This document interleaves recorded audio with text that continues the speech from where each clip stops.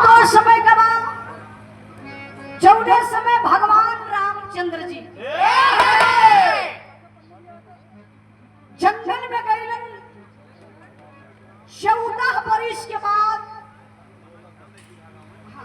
नहीं तो यहाँ बैठ जाए, नहीं तो आप समझ हो के बोलना ना हो तो वह कभी रहे तक आवाज आपके कहा कि अगर इच्छा हुई तब पर करिए तब पर बैठिए। हाँ भाई समय का देखा बहुत ख्याल करेगा प्रमुख जी कह देवा तो तुरंत इन फिर कहवा फिर शुरू एक कभी रवा मन कबो कबो रात रतिया भर गई आधी गाय के बैठ जा फिर आधी गाय फिर आधी गाय फिर आधी गाय जब पूरा न हो तब पब्लिक छोड़बे न करेगी। तो मास्टर साहब वो काम न हो पूरा वाला। आर्य स्वाई ईट उद्योग के मालिक श्री राधे श्याम यादव जी झारी जंगई के धरती से आपके तरफ से 100 रुपए का पुरस्कार आपके चरणों में बहुत बहुत प्रणाम आशीर्वाद बचा रही सब भाई लोगों के नमस्ते प्रणाम।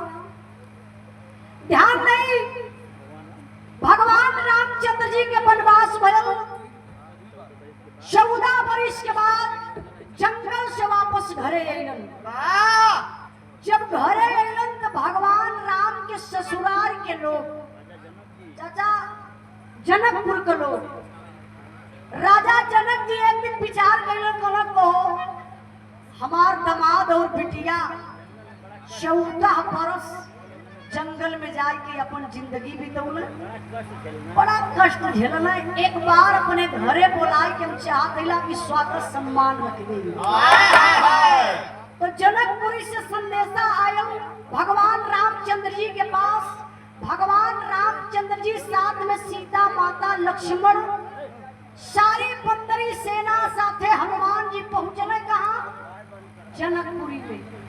जब जनकपुरी में लोग पहुंच गए तो भगवान राम का सीता का स्वागत सम्मान तो होते बा, लेकिन जब सीता जी का सखिया सहेली रही जनकपुर का वो भगवान राम के देख के मजाक कराए, लक्ष्मण के देख के चिकोटी काटे। तो हनुमान जी वही बगलिए में भगवान के बैठल रहन तो ऐसे मुहमा बाई के ताका आज भगवान का मजा है। सुंदर सुंदर लड़की आके खड़ी है, इतनी बढ़िया बढ़िया सढ़ुआई आज के भगवान राम से मजाक करत ही। अगर हमरो पिया भयल रहा तो हमहू ससुराली जैती तो हमरो सढ़ुआई हमरो सार हमरो सरहज लोग आय के हमरो गाल और सुहरौती तू जाके सुहराई है का हमरो सढ़ुआई अगर रहती तो हमहू से मजाक करती। चच्चा भगवान ये बात समझ गई। हनुमान जी के दिल का बात जब समझना तो भगवान राम के अंदर उपतिया हमेशा टिसे खटके कि कहो हनुमान जी शादी कर चाहत मन का। जब जनकपुरी से वापस अयोध्या में अलन तो एक बार का बात में भगवान राम करत कहूँ मास्टर साहब यही जरूर बोलना। आप शेर बहादुर यादव प्रधान जी बनकट के धरती से आपके तरफ से 200 रुपए का पुरस्कार आपके चरणों में बहुत बहुत प्रणाम आशीर्वाद बचा रही। कहना बा भगवान राम जब वापस अलन अपने ससुराल से अयोध्या नगरी में तो हो क्या बा मास्टर साहब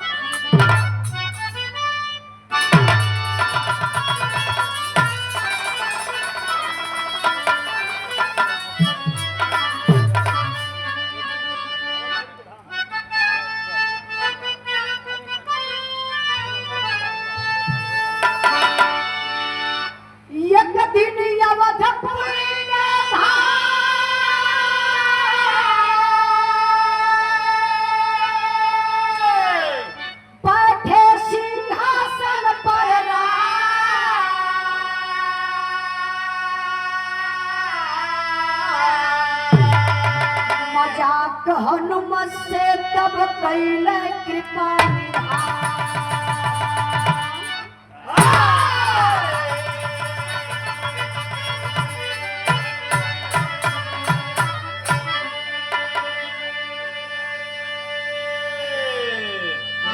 भाव पर सम्मान की हमारे बड़े भैया श्री सुनील यादव अध्यापक जी श्री देवी प्रसाद महाविद्यालय पिलखनी के धरती से जंगई प्रयागराज से आप गुरु जी की तरफ से 100 रुपए का पुरस्कार आपके चरणों में बहुत बहुत प्रणाम।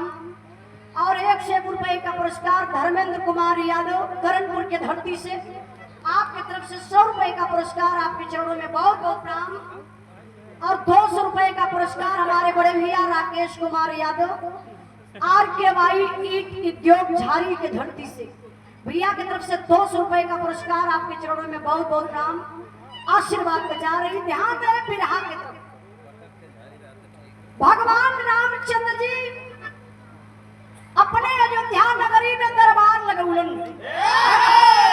सिंहासन पर भगवान राम बैठल हो, सारी बंदरी सेना ऐसे सब लोग बैठल बा। मन में एक विचार आयल, भगवान रामचंद्र जी अपने दिल का बात वही सभा में कहत हो। ये बात भगवान रामचंद्र जी वह सभा में कहलन, लेकिन आज यह सभा में हम कहत बानी, ये लाइन पर आप लोग विचार करिए। क्या कहलन भगवान राम? अरे कहते हैं प्रभु राम, अरे कहते हैं प्रभु राम, मेरा विचार है, अरे नारी के बिना ही जीवन बेकार है, नारी के बिना ही जीवन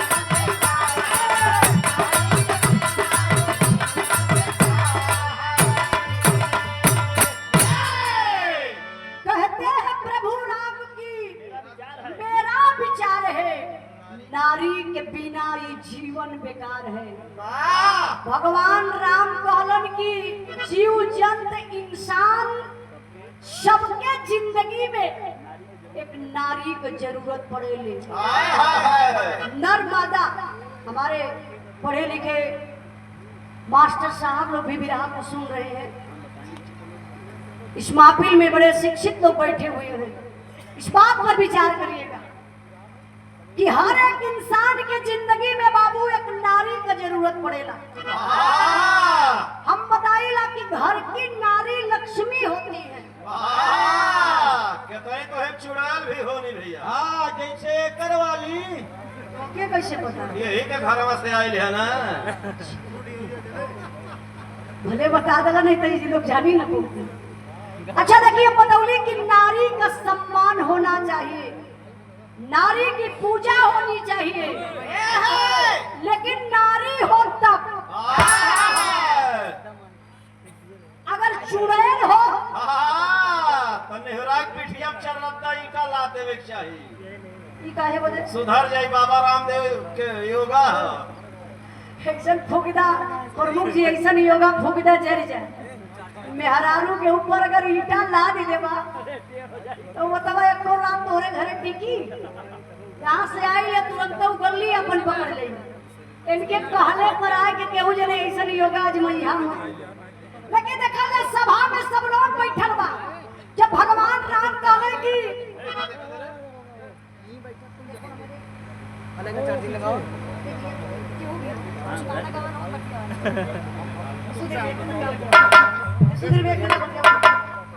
देता भैया देता। अरे वो लाइनिए में हो देता। बस नंबर है तो चाह प्रमुख जी वो ऐसा उपाय हो कुछ बता देता कि ये नहीं कि दिमाग सही हो जाता। कोनो डॉक्टर वॉक्टर ऐसा न हो जो। अच्छा डॉक्टर साहब पागल होके वाली कोनो दवाई होलेगा? एक हाथ इंजेक्शन लगा देता ही पगला जाता। हम बिरहा का बोलना तो वीडियो कॉल पे एक ठना 10 मेहरारू हुआ के खाए भर के चाचा मांस ना आई आई तनी बिरहा पर ध्यान दई। एक मिनट चाचा की बिरहा हमर भूलवा देना। कहां पहुंचे गली चाचा? बिरहा कहां रही है?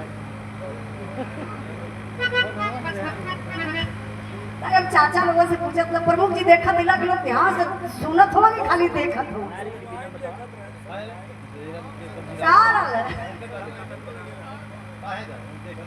अच्छा आई रुक बात चाहिए हम बताओ बड़ी हमें यही से याद हो जाए। जब हम भुलाई तो अपन लोगन से पूछो की जिम्मेदारी हम आप लोगन के देत बानी